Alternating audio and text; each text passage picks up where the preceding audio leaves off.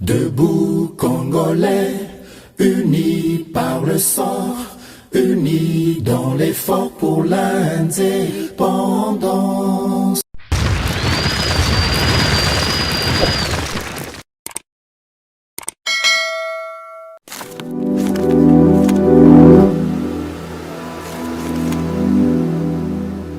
Mbote na bino balandi comme télévision bisika nyonso bozwami à travers République démocratique du Congo, bisika nyonso bozwami à travers mokili mobimba Samba Olonga pesi bino matondo ndenge boponi chaîne o comme télévision pe na fidélité na bino na bolandi émission oyo Debout Congolais kasi yambo ete na bande émission na bino préféré na zalaka na habitude ya koyebisaka bino ete justice ya Nzambe moto mokote Aisha Paka na contrôle nango justice ya Nzambe eratakate elinko lobake nyonso biso tolonaka na makambo tosalaka ya malamu to ya mabe na se ya moyo yo toyebaka ko futama na yango toyebaka kubuka yango c'est-à-dire soki yo ozali kosala bato mabe oza kosala ngo kanisi bazomona yo te to po oza kosala ngo na nko okanisi ke yo nde oza yanke muto akostope azate yeba yango ke muto azali akostope yo.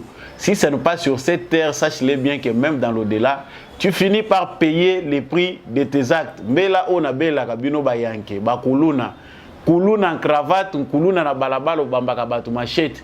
Ce qui justice à Congo est zuyote ou doussoli. Au justice à Congo pezoya malem. Ce qui est zuyote Nzambe rataka mutote. Voilà pourquoi nous sommes appelés à faire du bien. Ce qui au salaka mabe, sala bilan, sala inventaire ya vie na yo.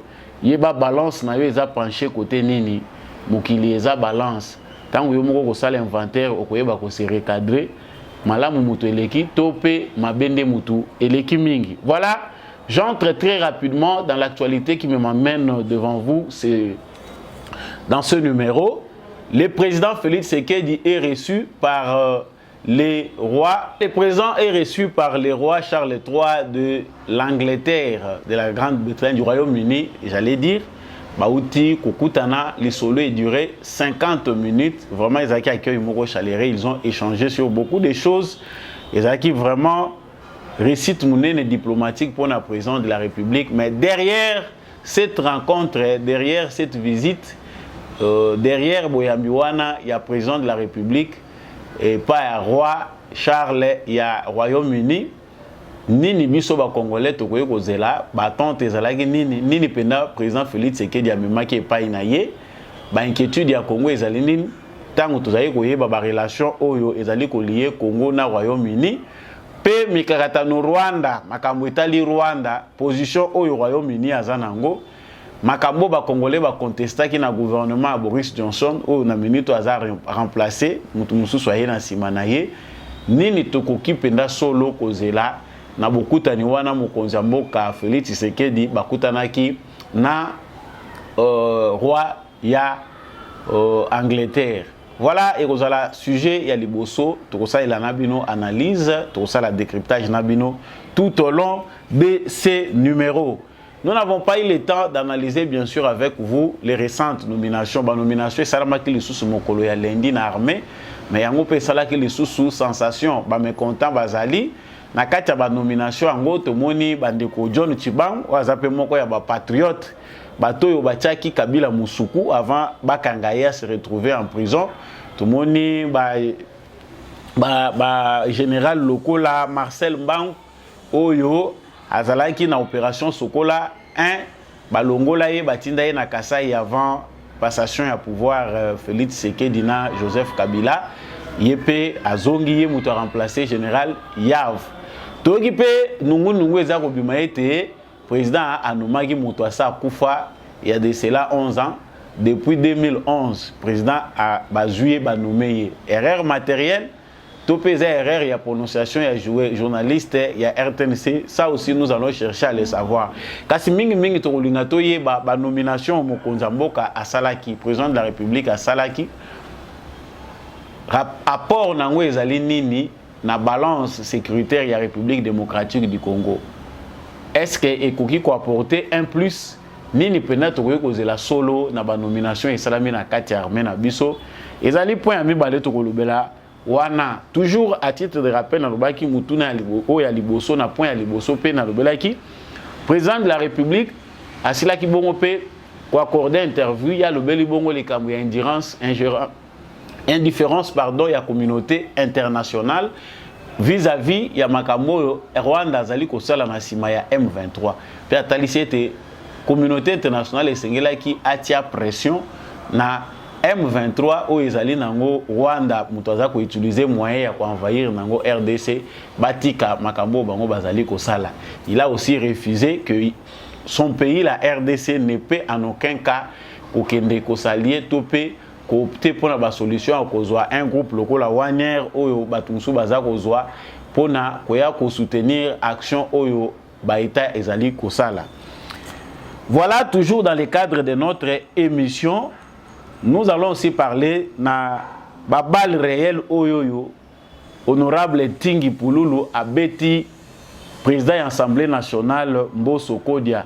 Ezaki au cours ya makambo etali route lengesa na intervention na ye tango aza kolobela makambo ya banzela oyo misolo ici ebimi mais sur terrain baza koyeba ko retrouver yango te misolo yango ezokendaka wapi nzela ezana no inachevé mais baza koyeba te pourquoi misolo ici ebimaki mais nzela isilité balobi ke bakosala mais bakosala kampo mbongo ici ebimaki toza komona eloko moko te za kosalema sur terrain pona honorable Tingi Pululu ezalaki détournement nde eza kosalema ndenge wana mais pona Mbosso Kodia mekaki moke kokotela bango vraiment nde bokomona na kati ya vidéo oyo Tingi Pululu a fongoli babal réel a rappelé âge na ye tokolobela ngo na kati émission oyo soyons pas pressés wana eza kaka na kati ya ba titre. Voilà pour ce qui nous concerne aujourd'hui. Yangonde mutuzali ba points principaux tokolobela tout au long ya émission oyo. Ce que zamba liboso yo rejoindre famille de Debout Congolais à travers émission oyo na kanisi kozala membre ezali ko s'abonner d'abord na chaîne OGCAM télévision pour ataka ba actualité te topé analyse ya Samba Olongate et puis vous pouvez soutenir en appelant le numéro en bas de votre écran. Bende les téléma bison tozalaka phare DC na motema à titre de rappel na lobaka plateau et salema mingi pona ba éclairer. Avant tout c'est l'amour du pays de na simawana mususu ko ya Rolanda. Voilà na koti na kati ya actualité ndenge tulobi yango lelo à la une ezali bokutani oyo président de la République Félix Tshisekedi basili bongo kokutana na roi ya Angleterre bakutani na roi Charles. Certainement diplomatie à président eza vraiment na vitesse vraiment toko benga ngona cadre diplomatique et ezali supplicité moko hors du commun. Le président Félix Tshisekedi aza vraiment na ba capacité vraiment moko naturelle, il y a diplomate pour agir ainsi. Tout le monde qui rencontre et salami malam ezalaki inattendu mais basali 50 minutes na bosololi na bango na roi Charles ya Royaume-Uni. Mais biso ba Congolais tozaki te na kati ya masolo na bango baza ko solola na kati parce que il y a des murmures en bas ba Congolais baza ko loba. Bon après bakuta na kaboye qu'est-ce que nous gagnons, qu'est-ce qu'on perd tant baza ko kuta na boye toujours tala maintenant na balance na biso quel rapport avec ma rencontre au président Salaka. Nous devons chercher à savoir le président Akutanina roi il y a Royaume-Uni roi Charles. Derrière cette rencontre se trouve aussi des défis, des soucis à les Congolais. Na kati ya lisolo en tant que pays ami, pays partenaire parce que Grande-Bretagne est un pays partenaire na biso République démocratique du Congo. Mais mikolo utaki koleka mitema ba Congolais mingi bebaki premièrement toloba il bandeli kaka wana tese bandakala parce que suspicion ezali na ba pays nyonso oyo sur le plan international bazali pe accusé d'être na kati ya complot international oyo emoni instabilité que ce soit na kati ya République démocratique du Congo. Et parmi ces pays wana ndenge to sitakango il y a aussi la Grande-Bretagne, pour ne pas parler de la France, la Belgique et les États-Unis, tous les pays au biso tutangaka oyo bazali sur le plan international ba tireur de ficelle ya makambo oyo ememi génocide tsoki toko ko benga ngobongo à l'est de la République démocratique du Congo. Mais les alliés récents, les alliés que Tomoni, un petit pays comme le Rwanda, être soutenu par un pays de démocratie de longue date. Pays ezamouké, le Rwanda. Baza pena nous superplé, baza na ba problème ya ba terre bango Rwanda, ba Rwandais basé éparpillé Afrique centrale mobimba pour ne pas parler d'ailleurs. Mais la Grande-Bretagne via le premier ministre déchu Boris Johnson a accepté ya kozwa ba réfugiés indésirables. Ba immigré wana o baza indésirable pour la Grande-Bretagne, ba signé partenariat na Rwanda. Un pays qui ne respecte pas les droits de l'homme. Un pays qui est accusé de plusieurs abus. Un pays où il n'y a pas de démocratie. Opposé à Kagame, c'est mieux que tu vas vendre na Rwanda. Même ceux qui peuvent baser à l'extérieur, un pays comme ça qui devait être condamné par toute la communauté internationale. Tout le monde pays wanande Angleterre azakondima a traité na bango pour banda kotinda ba immigré to banda ko pesa mbongo. Avant, il y a certains Congolais qui ont crié à ce discours-là que c'est que les Rwandais cherchent et allaient aux Zambongo ou bazo pesa kakuna pour bango ba yebi ndenge ni ba ko banda ko saelango. Mais on a après cru que les mobiles c'est toujours continuer dans les cycles de l'instabilité de l'Est de la République démocratique du Congo pour pas continuer à entretenir yango.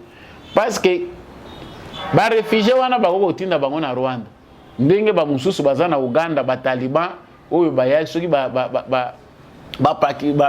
tukubenga bango banani oyo ba réfugiés ba utaki bato baza ko uta na monde arabe kuna na ba pays baza ya barab bazo katisa bango ti ba ya kotika bango na Uganda. Ça encore c'est un dossier, je le mets entre parenthèses. C'est-à-dire toute la communauté congolaise, il y a des pays où on a cité dans le bien Angleterre, Canada, vraiment, il y a des Congolais à l'intérieur de leur pays. Tous ceux qui sont indignés comment on peut valoriser un pays comme ça.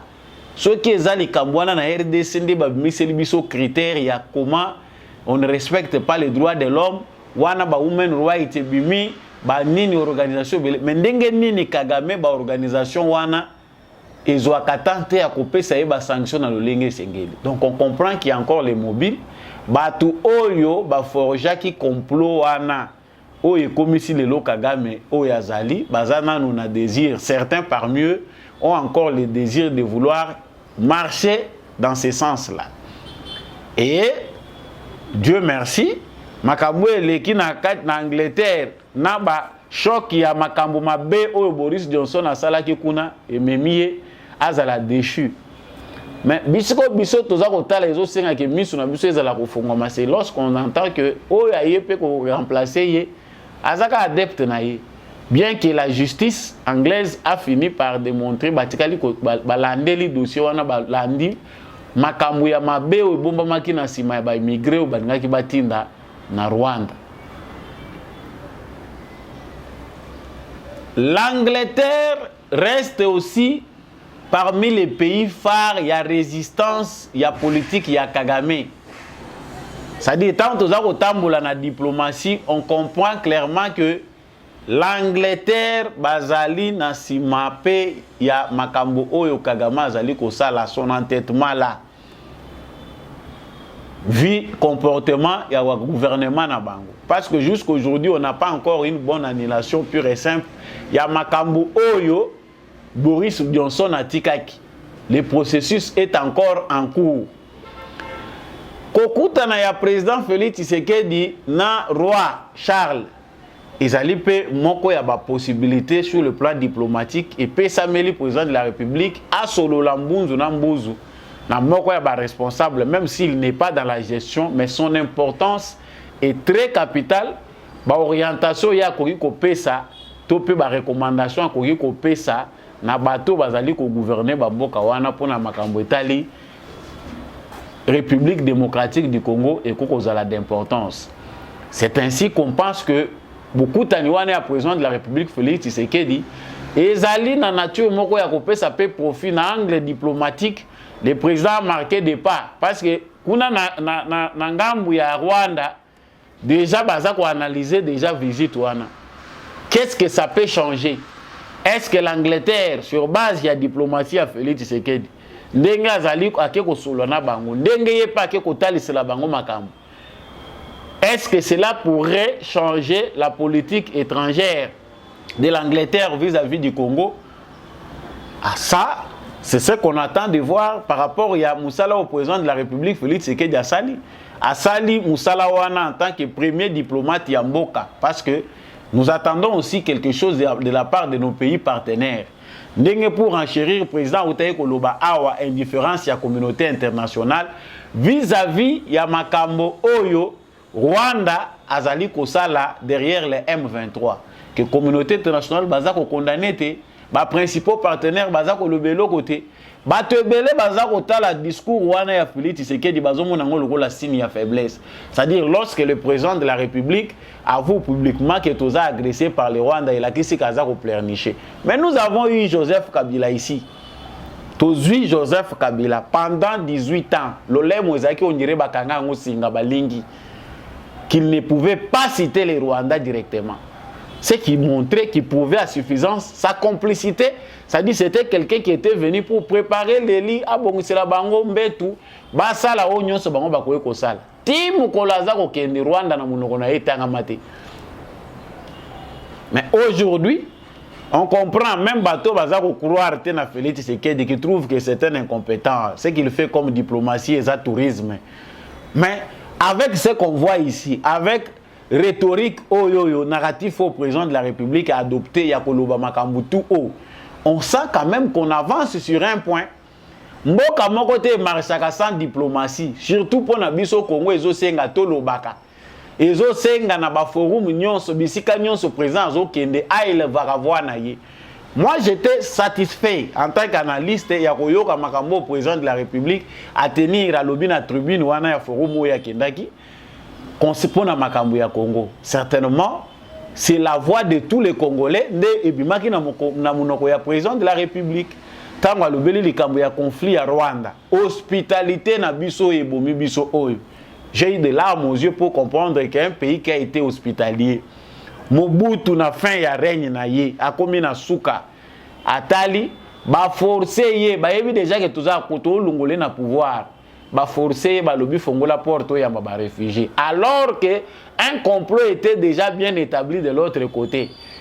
Lui aussi voyant tout cela Atali a lobi pona pousse ata mikolo, tika na ndimela ta bato yo, ba kotisa ba réfugiés oyo, et ko kipe ko aider ngai na benda mikolo na pouvoir prendre ses pressions et les l'erreur fatale d'avoir accepté Batouana Baya Kokota Awa na désordre. Et c'est ça, cette porte-là, comme le dit bien le président de la République à l'Obéliango, Ndemuteza à la base ya Makambouane. Donc, président de la République d'abord ya Liboso rencontre Oyo Basalina, roi Charles ezali déjà ouverture ya bataille moko diplomatique. Ba Rwandais pe ba kolekela wana. Parce que dans l'ombre, toza ko beta na makofi. Pour ceux qui ne voient pas que gesto Félix Tshisekedi a opposé ezali pour sauver Congo sur tous les plans. Nous sommes victimes d'un complot international bien organisé. Chaque pays de la communauté internationale puissant cherche à tirer profit dans des ordres où ils sont au Congo. Quand vous voulez ramener Félix Azako memela bango plan yasika ya kozongi sa ordre na Congo. Biso ba Congolais, voilà ce que nous voulons nous attendons de la communauté internationale. Voilà ce que nous attendons de vous en tant que pays partenaire. Baza ko analysant par rapport à l'intérêt na bango. Ce qui peut baza na nzambe te, baza na kana binote mutema ya maweza te que nous pouvons aussi nous adapter na schéma ya changement muto aye nango. Yeba yango ke babimi baza bolo, ils vont aller soutenir les plans de déstabilisation. C'est-à-dire, awa tango tolobaka likambo ya changement ya mentalité na Congo, sachez que pour la cause du Congo, pour les problèmes du Congo, sur le plan international, nous avons aussi une bataille à mener pour faire changer les mentalités vis-à-vis du Congo de la part des pays partenaires. Ba payer belo bozako mona président de la République azako kende, basi ba mesana na bango na rythme yo Kabila Mobutu batika ka bango. La diplomatie se fait habiller. à coup de billets. La diplomatie, c'est fait. Dans l'échange, il y a sous-sol, échange, ma boulot. Awa ya biso, awa ya États-Unis, awa ya France, awa ya Angleterre. Ceux qui ont intérêt na bangonde ba yoki bino. Mais aujourd'hui, ça ne répond plus parce que le Congo est aujourd'hui obligé d'entrer dans une ère nouvelle. Vraiment, je ne perdrai pas beaucoup de temps. Yom toza ko lukoye ba président ceux qui va kutani na ye ko changer parce que au Congo tu as vu que les polémiques commencent. Tant on va kutani na ye wana siko biso ba congolais tozwini. Ils en ont qu'à ndenge moko ba changer kana bango te. Même si baza ko changer te, cela ne doit pas annuler, mettre fin à notre diplomatie. Et cette diplomatie là elle compte parce que aujourd'hui elle a mis dos au mur la communauté internationale et tous les ennemis du Congo. Devant le monde entier, les Nations Unies ne servent plus à rien. Aucune nation au monde ne peut faire encore confiance aux Nations Unies. Devant le monde entier, l'injustice de la communauté internationale, ils ont les sous-sous à démontrer.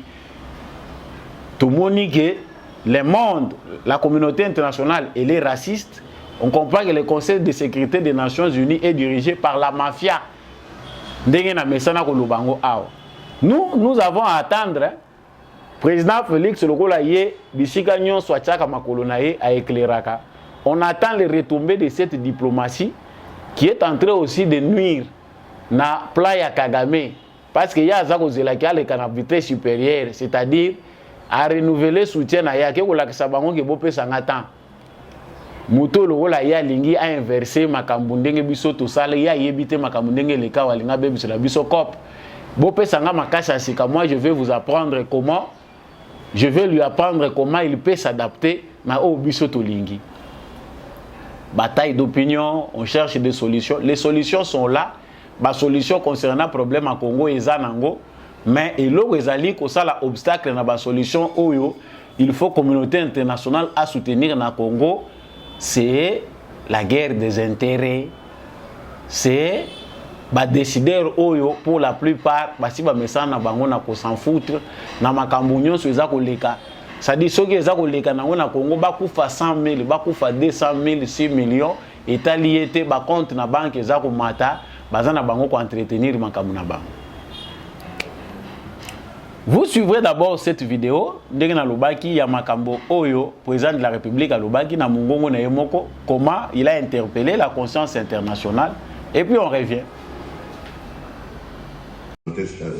International qui en 1994 avait demandé à la République du Zaïre, à l'époque dirigée par le défunt maréchal Mobutu, de recevoir le flot de réfugiés qui fouillaient le génocide rwandais.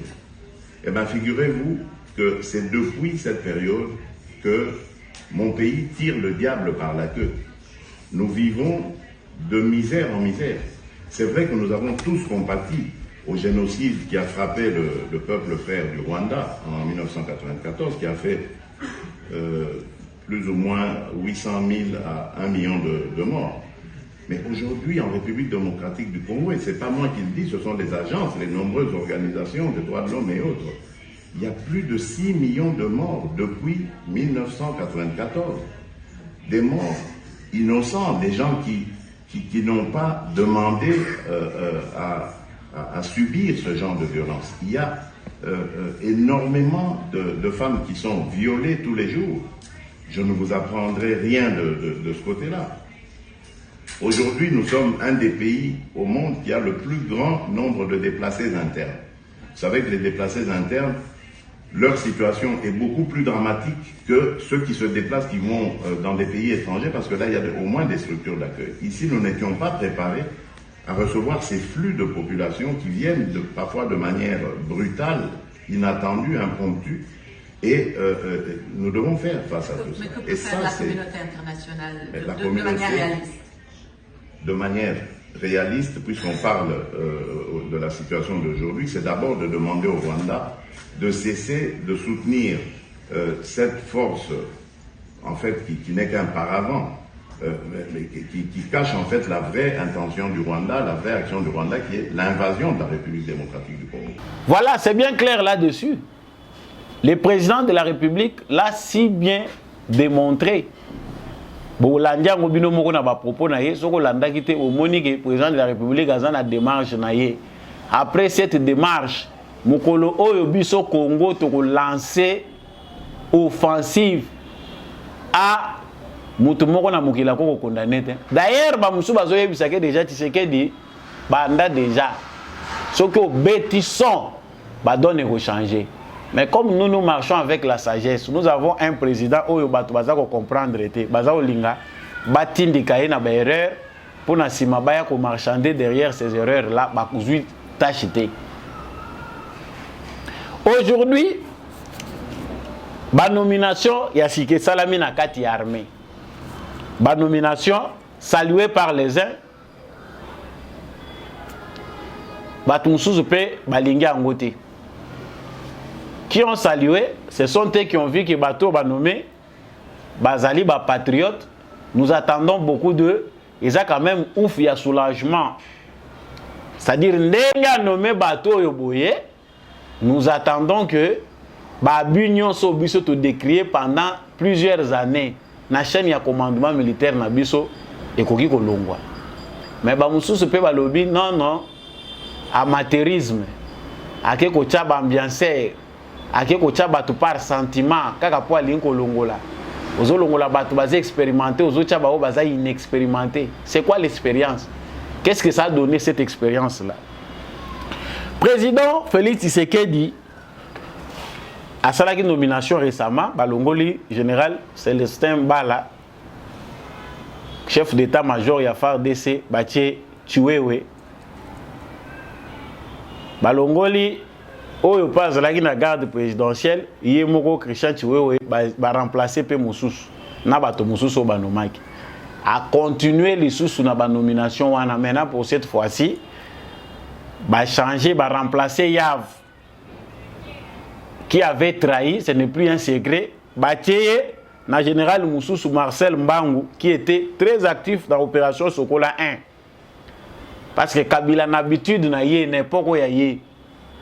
Soko zo sala musala malamu, ndenge ba Mamadou Ndala basala ki bambunza mabe bandaye ko sala, ba kolongolo kuna ba ke kotindi ko kote oyo guerre ezate ba yebi kete, kuna okende ko bebisa ba cop na bango.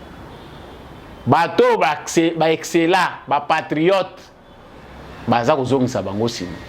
Donc le général Marcel Mbangu azaki déjà na opération Sokola, c'est un expérimenté, mais yende mutu John Chibangu aza ko remplacer na Kasai na 21e région militaire. John Chibangu oyo pa ye ndenge bozo mona na elili wana, ce n'est pas un nouveau. Tango Kabila alembi si batoa batu balembi, il est parmi les patriotes dans l'armée, les rares même. Yako ose voix na yoko luba. En tout cas, Kabila sokyo ko longwate, nous sommes prêts maintenant à faire de n'importe quoi pour tout chao do miro ked. Aza muto asikate o ba congolais ba moni. En dehors ya kozala militaire, muto na muto aza na droit ya vie na ye privé. Azana ba préférence na ye, azana nature na ye.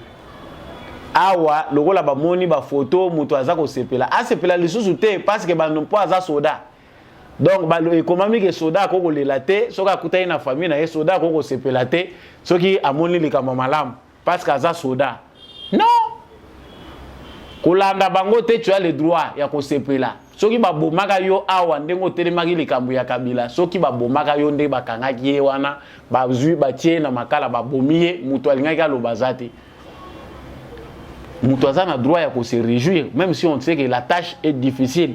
Mais banani wana bazo loba mabe. Qui sont ceux-là qui voient très mal makambo ndenge za ko lekelango. Bato bazo mona mabe, ce sont les gens qui ont compris que l'influence na bango eza ko diminuer. Bato ba ko mona mabe, ce sont premièrement les militaires du PPRD. Bato bazaba militaires, ndenge na lobaki yango na émission passée, mais qui sont des membres d'un parti politique. Bato bazana armée, mais bazana bango ba membre ya parti politique. Ah biso tozomona ke ba nommer bato, mais bango bazomona ke ba botolende Kabila pouvoir. Ah bon? Quelqu'un me dit non, voilà, moni, il faut basa l'attention. ndenga za kolongola bato wana bitu non tant wana c'est qui déjà baza na kati ya kwa achever mutu anyoka ce qui faisait peur ezaka nyoka za déjà basi ba beti mais mutu na ye wana ndeka ka fallait koyeba ndenge nini ya kolimbisa ngo bien pour akufa libela tangu nyoka ubomie faut kolandela mutu wana bien. Joseph Kabila na ba adepte na ye bakanisaki que baza indéboulonnable bakanisaki que oyo bango basali na Congo et sali que Congo ezala eloko na bango bazui en otage libela bayebaki te que un jour les calculs peuvent changer. En nommant des patriotes na ba poste ya responsabilité na armée, influence ya Joseph Kabila eza réduite. Baza ko lela pamba te o ba consultation na ko ya pona bisabino que reste-t-il de Joseph Kabila?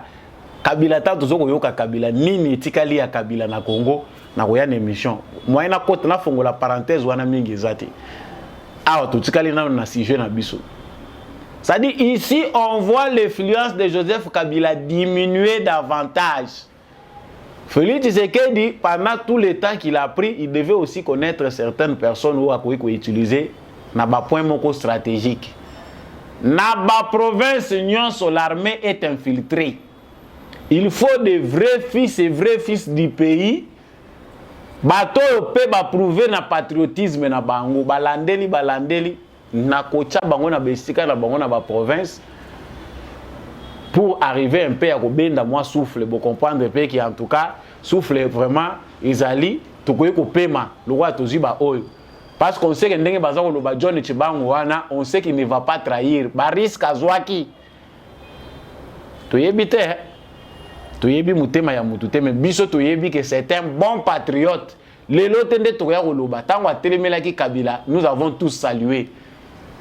Bato peut-être ba ya ko telema lelo mais bato yebi que quand il a atelema ki John Chibangu akomi ko telemela Kabila. À lobby, il y avait des Congolais qui disaient que yaka papa tout au lembi. C'est comme ça, avoir aussi des gens comme ça, bazana sans chaud armé à Congo, et ça bangi sa Kigali.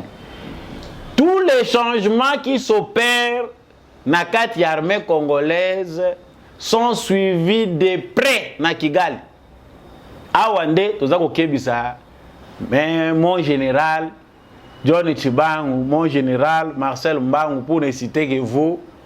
Boye bayango que vous êtes déjà Kigali power so qui tout power eza déjà na ba trousse na bino certainement eza eloko ya ko prendre bino ezate vous avez vécu longtemps dans l'armée la milice de l'empoisonnement existe milice elandaka bato eza ko étudier ba comportement na bango amelaka mai to amelaka masanga moi si na ye nani na ye avanda mingi na coin nini apesa mingi confiance na nani yeba yango ke de ba nommer bino lelo guerre se bandaki avant que tu ba nommer bino ne kaka déjà ezaki na proposition ba informateur ba yebi déjà qui est qui makambo ya stratégie ezako bunda mabitumba tango zo quand même na Russie Poutine a général ya sikapesi aza chargé ya ba opération ezako salema na Ukraine omoni presse union occidentale bazolo belango eza facilité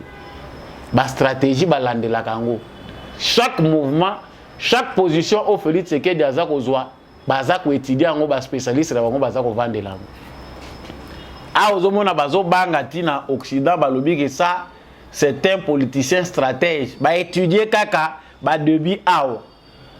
Alors que précieux ezalaki dès le début à mandat Félix Tshisekedi changer chaîne à commandement militaire na ba américain là to ko lobaki bandoki bazali banda bazape na kati ya Congo les pièges tendus à Félix Tshisekedi ezalaki ya ke a commettre ba erreur ya ko se précipiter na ba nomination armée dès le début pour créer chaos bango ba ya ko bima lokola bato ba ko pesa solution. Erreur wana ekoute biso cher awa ale bango babima baloba voilà pourtant erreur et salami bango nyonso bazongi sima.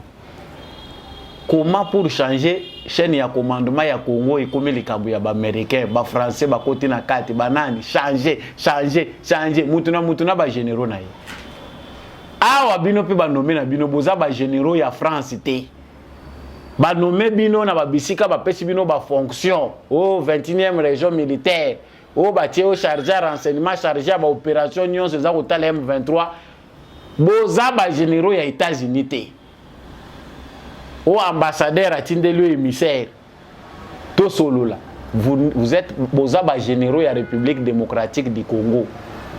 C'est à la République démocratique du Congo que vous êtes redevable. Boza ba généraux té ya ambassade ya France. Toi États-Unis parce que bango musala bango bazu eza ko étudier ba comportement ya batu nyonso. So ba moni congolais moko azo fonctionner muto ezo sala bien. Ba projecteur eza likolo na yo ba banda ko landela. Wala le susu nani auti wapi. Tout sauf rien. Surtout na armée. Yango na ebisi bino ke makambo eleki ya ba nomination oyo boyebisa ki ngai na zongela ngo. Na zongeli pona ko yebisa bino ke à Kigali ça craint. Chez Kabila ça s'enterre. Ba kabiliste bazomona ke influence ezate. D'ailleurs sachez qu'il ne voit pas les élections. Ta monia bazo yebisa bino ke bageko somba ba kit électoraux premier lot ezako ya bango misu na bango ez élection té. Na sina yebisa bino ke et il ne voit pas les élections. Et d'ailleurs le président de la République avait déjà parlé dans ce sens-là. Oh zoka oh kwamut oh boy non. Élection ya bakabiliste yango wana. Eloko bango baza ko planifier yango wana. Un chaos, l'insécurité partout, c'est ça, c'est que veulent. Ils savent qu'aux élections ils n'auront pas gain de cause. Mais plus toza ko mata, Félix Tshisekedi on peut batu baza ko mona lokola zoba, aza ko gagner terrain. Aujourd'hui, ata o contester na yo lobi o koloba. Président full to loba ta bongo, yo ko ke telemaso ko loba ndengeni. Sachez que dans l'armée maintenant dans chaque province, basi ba yebisaki bino ke identification eza ko salema na armée. Ozana yo nyamulenge problème te ozwi po bozola ta bino nyonso bateni bolobi toza ba militaire ya Congo mena butu bino nde ba informateur ya Rwanda. Problème eza te bokokima mususu ya kokima. Vous êtes nombreux que vous êtes bozaka en armée na ba service à renseignement. Si seulement les Congolais comprenaient qu'ils sont majoritaires. Infiltration, alongola Barwandais wana, infiltration, Barwandais baleke belé. Ça c'est l'inconscience des Congolais. Barwandais baleke belé qui sont majoritaires na kati ya mboka na bino moko bozolela. C'est l'inconscience. Parce que vous-même là, boza ko lela bino moko wana pe mutu boza ko trahir, ya bozolela Barwandais. C'est ridicule. Ba infiltrer biso ba Rwandais ba lokela bango bokomi ko bomana na bino moko non parce que bo luka ba Rwandais. La question c'est seulement une question de conscience nationale bino moko bo comprendre que armée na biso les armées ceux qui sont nombreux là-bas c'est les Congolais. Même ceux qui ba infiltrer ki biso ceux qui biso toza bo moko to tie bolingwa mboka na biso liboso ba musu ba kokima. Bino bolanda kaka depuis que Félix Tshisekedi est venu a commis président de la République nandenga zolanda de près cette situation makamunyo so azako sala ba ménagement na armée réforme déjà aiza ya armée mais bozo ali c'est botangati combien de défections oh bozo yoka Willy soki nini Willy ya M23 azako lobila Willy Ngoma aloba lobi ba défection tozana ba militaire mususu parce que je peux pas mettre sa vidéo ici ça pour quoi ozo ça la propagande il y a un patin en bois ils en ont inutile. Alobi bazé belé bazo sala défection bazo ya ko rejoindre biso te baza ko sala défection te baza ko kima na armée komi moto tam bazo nommé yo kanisi ya vakanisa yeke ta bazo nommé ya lobi esili na zuye na piège nanga ayeba kiteke ba tie yo nde devant un fait accompli lokolo za na 100 ya traître ba ko découvrir yo même dans ces nominations o baza ko nommer le sous. Il y a encore du travail à faire. Yo kendaka nokaka trahisaka. Il y a un jour bakolokota yo. Mais loko biso toza à craindre et zande bateau bozo kende ko tia bango na prison. Pour lobby France a réclamé bango. Lobby ba avocat ba uta na France ba ya ko défendre bateau yo, ba trahir Congo, ba trahir français, France té. So ki to exécuter 5, 6, 7. Nakanisi armée na biso kotika la propre na bateau baza digne à servir nation. Voilà pour ce qui concerne ma nomination Oyo et Salameki na armée. Je me résume pour dire que l'influence ya Kabila a diminué davantage. À consulter naie mais l'influence armée sur laquelle il y a zaïko compter nango ici déjà katisi ngambo Kagame pe ben informateur na ye baza ko diminuer ben information bandaye ko zoa brouillard déjà koti mon lilie bandi ko kota sur base ya ba pion na ye informateur o bazaki na système ya armée na biso.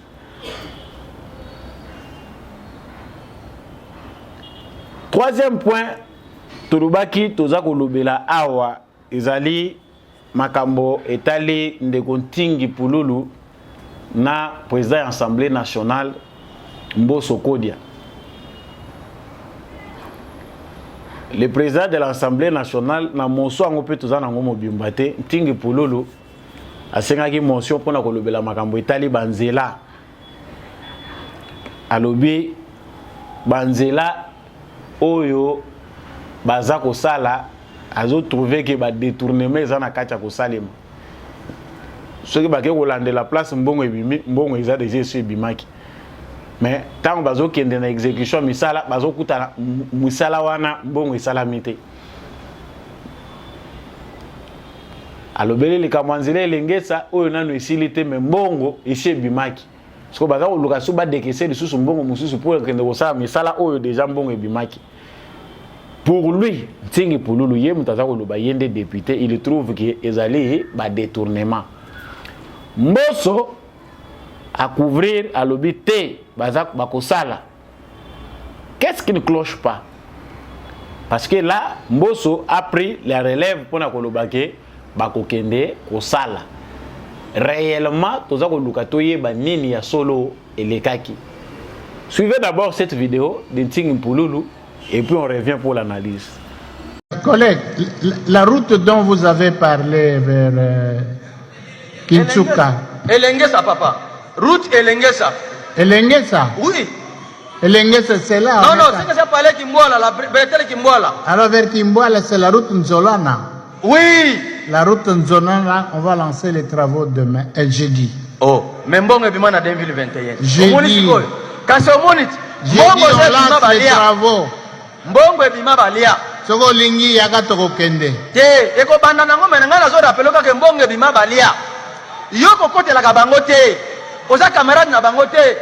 Na lobaka mbala na mbala papa. Regardez votre âge. Vous avez le pays ici a donné de vous tout. 1, 11 fois ministre.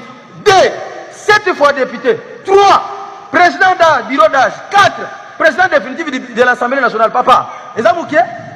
Moko epesi nyonso. Ezali ke yo fonction c'est la moko oyo. Na nini? Na ba valeur, na orientation, na contrôle rigoureux sans sentiment papa. Papa s'il vous plaît papa, kokote la bangote. Boyete papa, boyete. Peuple zo kufa boyete. Boyete. Voilà. Banzela déjà basi ba miseli mbongo lokola route Nzolana. Ba bimisi mbongo. 2021 ezaki déjà budgétisé. 2022, Bochango Lissou na 4. Non. Les clairité, c'est un détournement. Maintenant, qui est à la base de ce détournement-là? Donc, système où il y a Kabili, c'est ça qui nous moko, bazo financer en 10 fois, 8 fois, 5 fois. Et puis, le loco, tout ça, le bureau technique de contrôle, na bureau central de coordination, ba OVD, ba NID, ba structure est belé.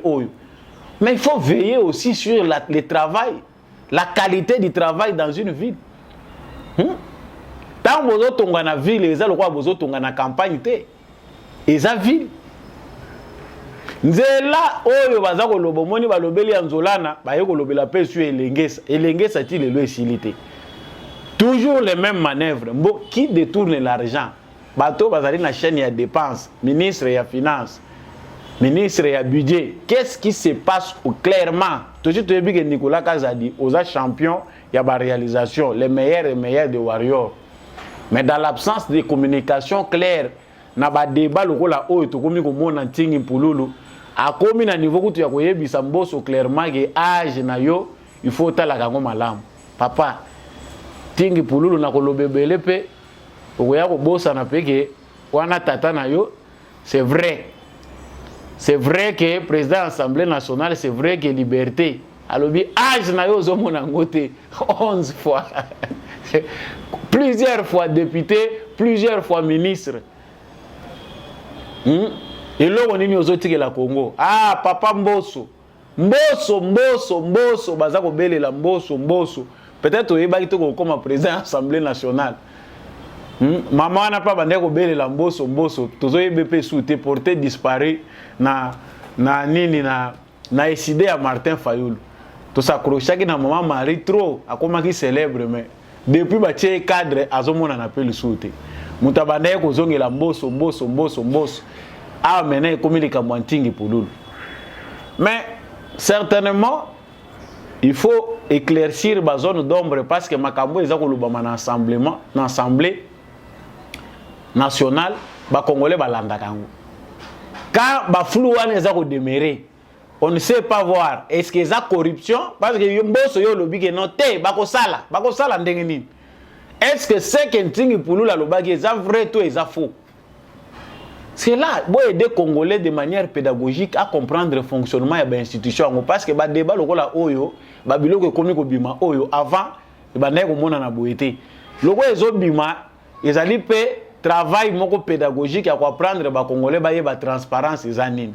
Ce que doit faire le président de l'Assemblée nationale, c'est de réunir tous les éléments possibles et informations qu'on peut ça par rapport à préoccupation ya tingi pululu kotali sabatunyon c'est que voilà la vraie version des faits.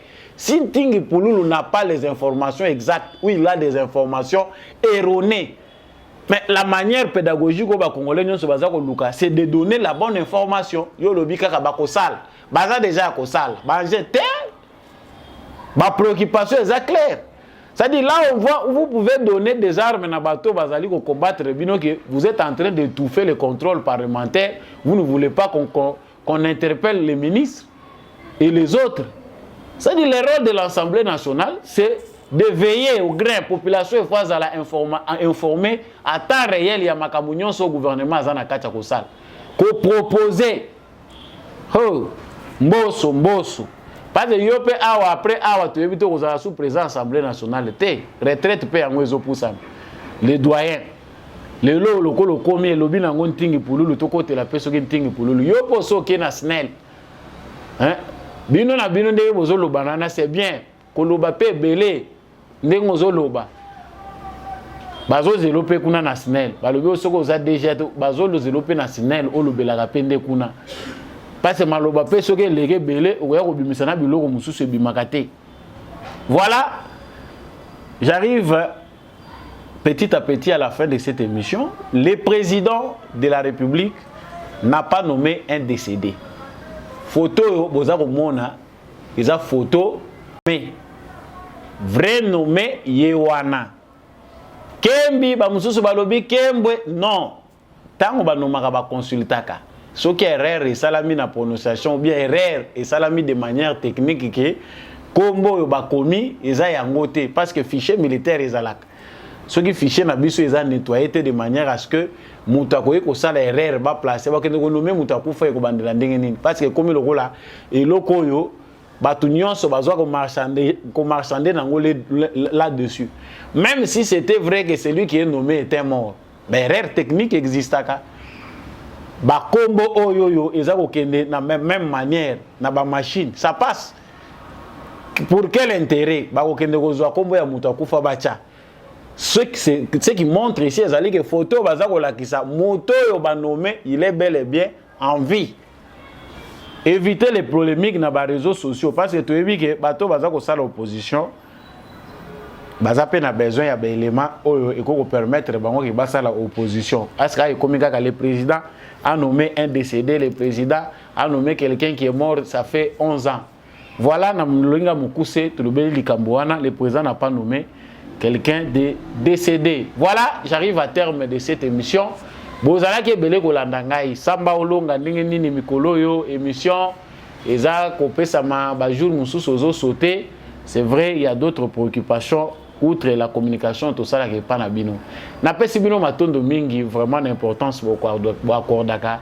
Na émission oyo debout congolais za na ligne ya ba congolais pour congolais nyonso azaka au téléma. Souci na biso ezaka biso nyonso tozala éclairer et vraie élite à retrouver place naïe. So yo pour se pele vraiment une émission oyo partager en na voisin kolandango yo mon côté large partage et continuer à soutenir l'émission Debout Congolais bendele ezala toujours likolo bendele ekweyate bisiko zali tombola drapeau émission ici matondo mingi une équipe technique accompagnée kinga ya ndekumbi ya Chako matondo mingi na papa Jean-Louis Timbalanga mama Lisette Mombendu mama Bill Bilonda papa Boniface Mpunga et toutes les autres personnes que je ne cite pas nommément na yebi ke bozaka ebele bozo rejoindre vraiment réseau Debout Congolais eza réseau ya bato baza ko telemisa bendele pour ezala toujours likolo à travers ba valeur bien sûr ce que moni loka malamu partager ya mabe fina yango kotambwisa lisuté ngai na bino na kanti to monani na prochaine émission au revoir. Royal Hands Foundation. Médicaments directs. Envoyez-nous l'ordonnance de votre proche depuis le Congo RDC. Payez en ligne. Nous irons la chercher à la pharmacie. La livrerons directement à votre famille en moins de 24 heures. Visitez notre site www.royalhandsfoundation.com. Téléphone plus 44 73 05 94 65 59 plus 243 900 064 326 plus 44 73 05 86 94 88. Royal Hands Foundation, médicaments directs.